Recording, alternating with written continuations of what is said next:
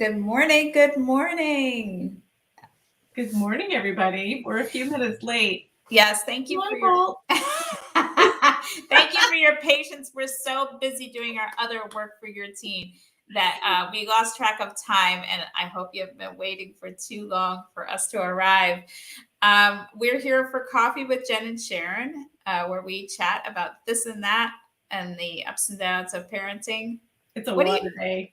It is a water day. It's going to be extremely hot here in Cleveland, and I think probably a lot of places. But we're going to Yeah, be in the high 90s here today, so yeah, it's definitely a gonna be water day. 97, and it feels like pea soup outside. I walked outside, and I was like, "Ugh, no, thank you. Where would Go I come back, from? go back in. Go back in. Stay in. Go. This is a great day to go to the grocery store, public library, maybe a museum, Yeah, anywhere inside that's air conditioned. Maybe the pool might be kind of busy today. yeah, School's yeah. out. Good I'm time to gonna be be there. I know I have two kids at least who want to be at the pool later, so good day for that. So yeah. So today we're talking about knowing our kids. How well can we know our kids? How well can we know our kids? I mean, if we've had, assuming we've had our kids since they were small and maybe since they were born to us, um, we feel that we were the ones who knew every need they had, every bite of food they ate, every time they went to the bathroom, literally. And then obviously that fades away, but we still feel like we know, which one likes fish sticks and which one can't have the food touching, and every item of clothing they have in their drawers. And how does that change as they get older? Do we still know them? I mean, yes and no, right? yeah, no, I mean, there's numerous people who have theories on like, can anybody ever know another person? At some point, you realize you have your own thoughts, your own ideas, and you might never share them with others. And it doesn't have to be anything earth shaking. Just that like you could know somebody a long time and not realize like I never knew you didn't like broccoli or whatever it is. And a great example of this was Sharon and I just had a really fun book group with one of our favorite authors, Mary Laura Philpott, who For writes your teen, hopefully for your some of you team. joined us last week. She's just so delightful, and her book Bomb Shelter is a collection of essays. It's really a memoir about her. So it's about her, but it also talks about parenting and her loved ones and how can you really know people is one of the themes. And as an example, she talks about how she'd been married to her husband for, I'm going to make up the years. Let's say it Maybe was 20, over 15. 20. We'll Yeah. say maybe it was 20 years. And casually one day, the subject of juggling came up, and he said, "Oh, yeah, I know how to juggle." And she's like, "Yeah, sure you do." And he took some objects and juggled them for her with complete skill. And she was floored. Like, Yeah. how do I not know this about you? And my question to her was, how did he not need to pull that out to impress you when you were dating? Like, how is that a Yeah. skill that he's been keeping in the back pocket this whole time? Yeah, Um, when it comes to relationships and marriage, I find it delightful when I discover something new because it feels, or I hear a new story because I feel like, haven't you heard it all? And we'll point it out to each other. We're like, that's a new one. I have never heard that story. But I like, always say, I'm just peeling another layer of the onion for yeah. you. But when it comes to our kids, I one thing I think of that happened a few years ago, I'm still glorying in this. I have two daughters and they were at school or something and they needed nice dresses for some event. I don't know what it was, spring event. So I went to the store because we were in a rush and I thought, I'm going to try to pick them each out a dress. I did know the Oh my gosh. sizes. That is I know. that is really, you are really stepping out on a ledge with But that whole concept. did it, Jen. I did it. They were completely different. One was like kind of an aqua dress with a large floral pattern on it, and one was a much more tailored dress that was blue and white, like with lines on it. And I thought this one will go with this child and this one will go with the other. And I nailed it. This was a high watermark of my parenting. I You will should never just be able to do this again. drop the mic and walk away. You're never going to get better than that.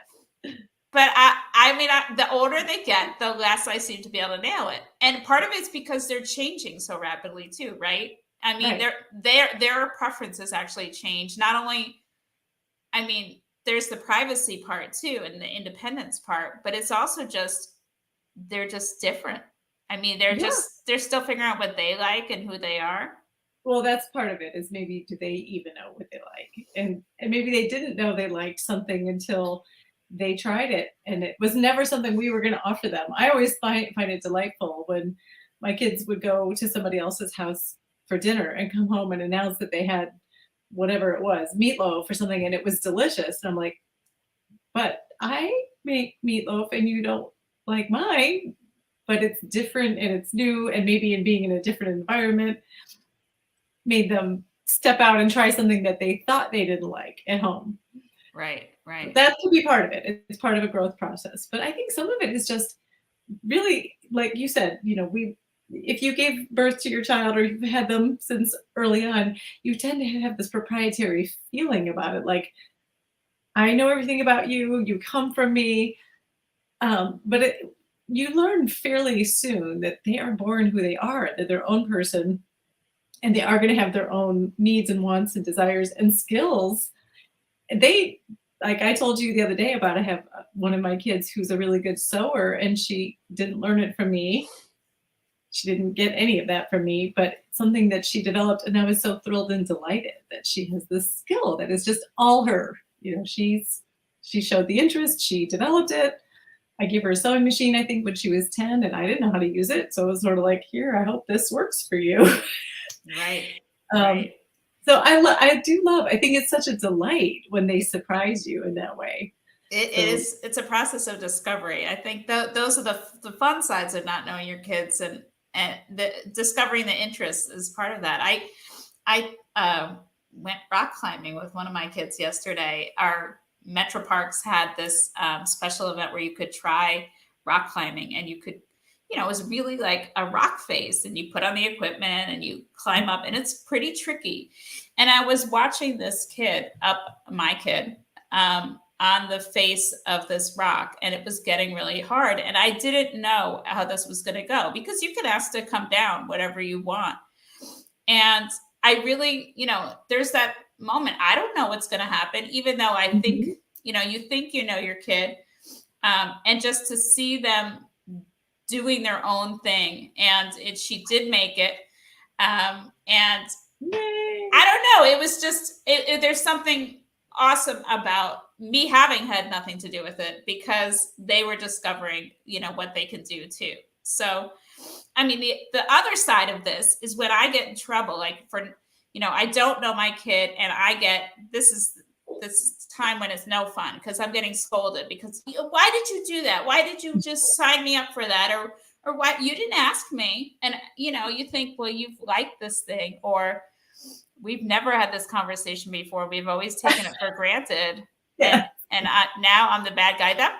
Those aren't so delightful when That's you get. not so great. I don't like X. I've never liked X. You're like, I didn't get the memo. I missed that. I'm sorry. Yeah. Yeah. But luckily those are few and far between. One of the questions, Jen, is whether we really should know our kids as well. Is incident normal maybe for us to, in terms of privacy and independence, maybe it would be weird or developmentally inappropriate if we knew everything about our kids? Definitely would be weird and inappropriate to know everything about them. At a certain point, it's better to have that separation and to realize you are you and I am me. And every once in a while, though, I'll say something about myself, and my kids are like, how come you never told me that?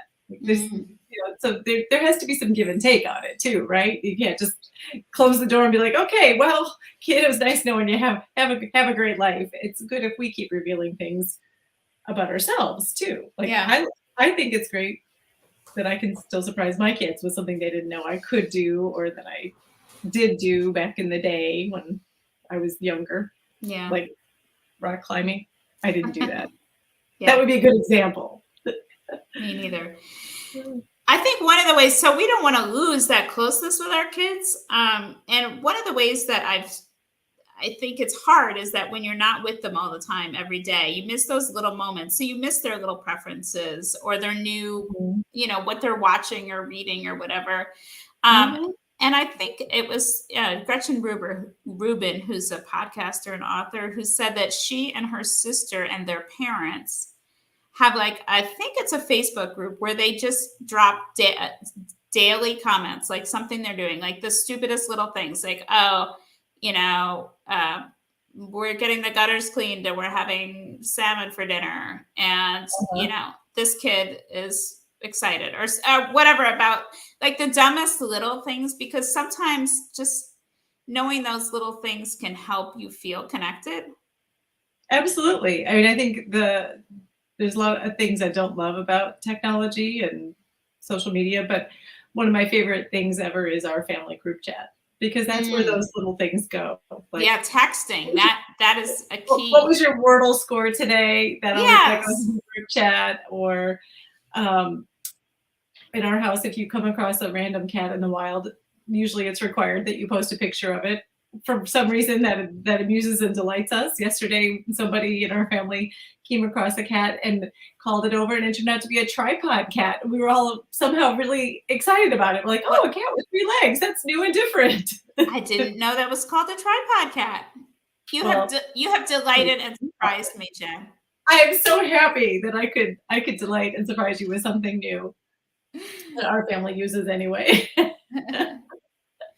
So we'd love to hear from you. Like, what's something you learned about your teen recently that surprised you, hopefully in a good way?